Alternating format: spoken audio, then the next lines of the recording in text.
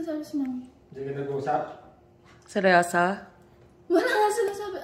Tama sinasabi lang sa akin ni mami. I miss you. Good luck sa school. Mag-boyfriend ka na.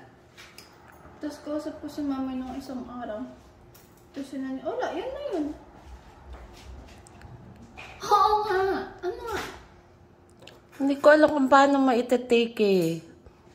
Kasi nag-usap na kami ni Tita Lola Carlota mo na doon ka muna sa Alaska. Anong araw?